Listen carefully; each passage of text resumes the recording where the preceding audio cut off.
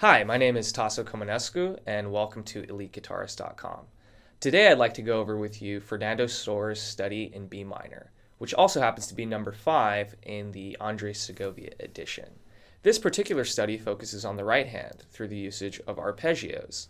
I believe that the main challenge is separating the melody from the accompaniment, and we can do that through free stroke and rest stroke. And it's up to you as a player to decide when to use those two techniques. I'll sort of show you my way as we go through it, as well as color changes that I find to be interesting, both as a performer and as a technical exercise, and vibrato and fermatas throughout the piece on the melody to add interest. And you have to think of it musically from your own perspective. It can be a study, but it can also be a concert piece, so we'll approach it as both as we move along. Here we go. The very first chord of this study is a B minor chord, and this is an important shape that we'll be coming back to throughout the piece. It involves a bar at the 2nd fret covering 5 strings, so we have that right here, and then we're going to add our 3rd finger on the 4th fret of the D string, our 4th finger on the 4th fret of the G string, and our 2nd finger on the 3rd fret of the 2nd string, like this. So B minor. And this shape lasts for the first 2 bars. So here are the first 2 bars.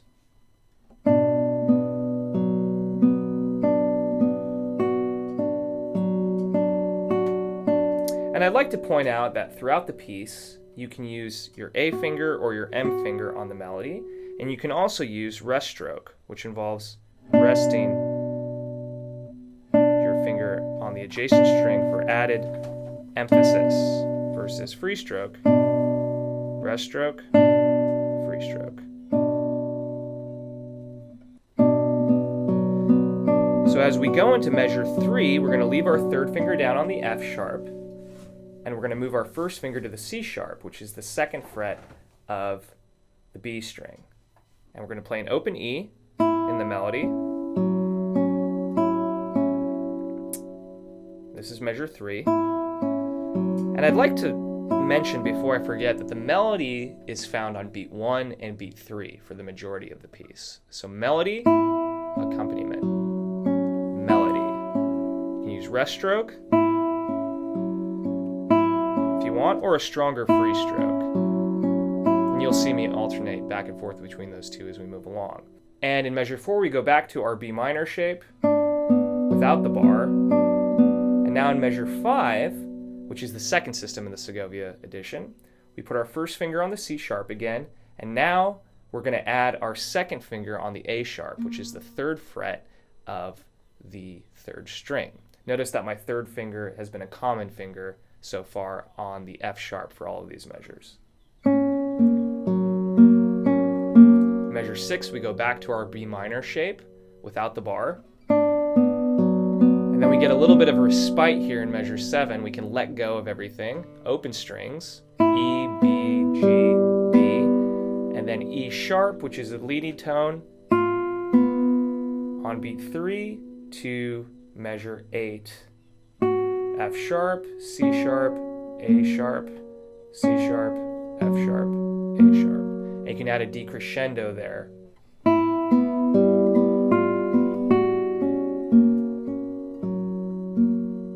That's our first A-bar phrase, okay? Notice how I'm using rest stroke on the open E, the E sharp, and the F. It's a point of tension in the piece, and it's sort of the ending of the first phrase. So I like to do that, but it could be done free stroke as well. So now we're in the 2nd phrase. This is system 3, measure 9. Back to our B minor shape.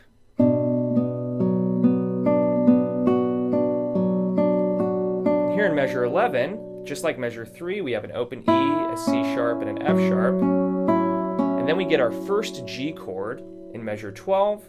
Involves moving our 3rd finger over to the 5th fret of the G string, adding our 1st finger on the D, which is the 3rd fret of the B string, and our 2nd finger on the B, which is the 4th fret of the 3rd string.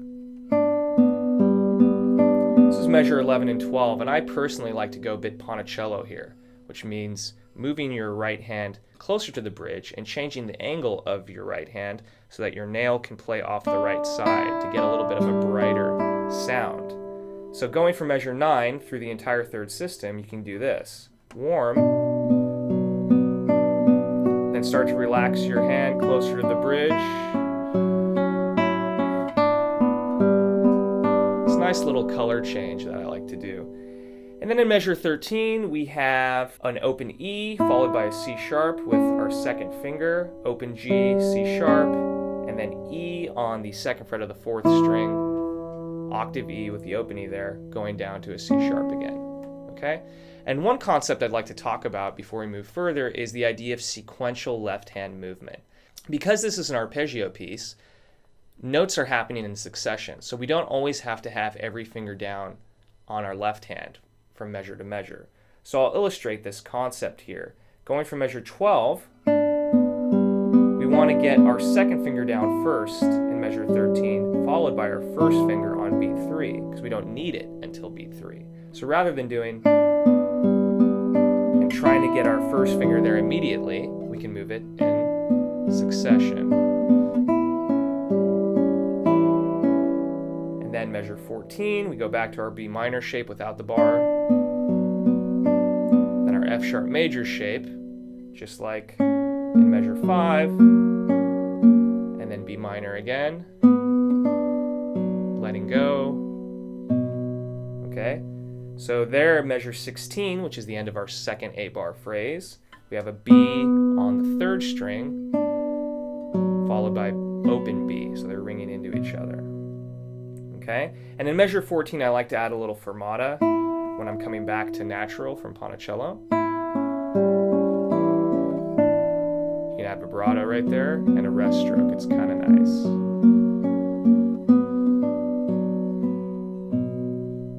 Okay, and now we're in section 2 of the piece. We've had 2 8-bar phrases, and now we're in bar 17. Okay, we have our B minor shape here with an F sharp on top. So F sharp, D, F sharp, D, F sharp. So we have F sharp, D, and F sharp played in succession. We're going to leave our third finger down, let go of our first finger and second finger, and add our first finger on the C sharp here in measure 18. Go back to our B minor shape here without the bar. Measure 20, we have our F sharp major. And back to our B minor shape in measure 21. So it's important to memorize these shapes, or at least how they look, and then be able to play the notes in succession, because we're focusing on the right hand here.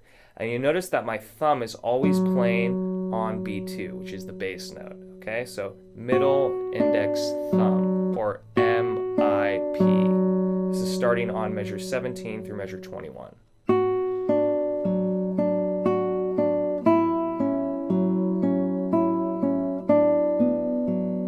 Melody, melody, melody. Okay, melody. And then you can add your A finger here when you grab the F sharp on top, or use your M again, it's up to you. We're in measure 22 now. We go back to the F sharp chord with the open E on top.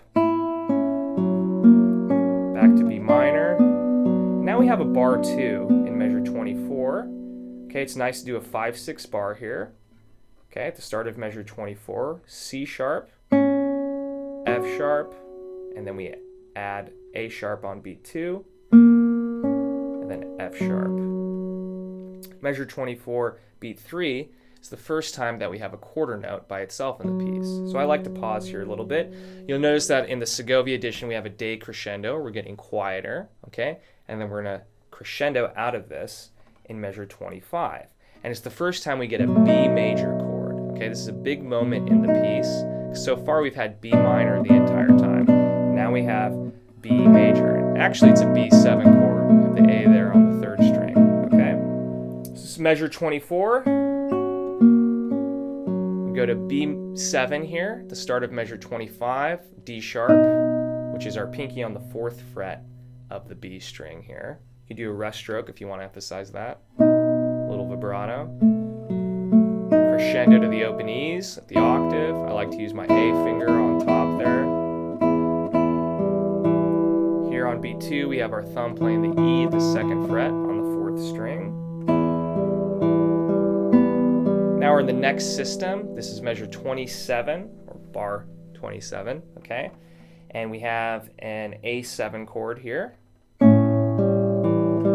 That involves having our 2nd finger on the 2nd fret of the B string, which is a C sharp. And we're leaving our 1st finger down as a common finger here between measures 26 and 27. That's an E on the 2nd fret of the 4th string. And now we're going to move our 2nd finger over 1 fret at the start of measure 28.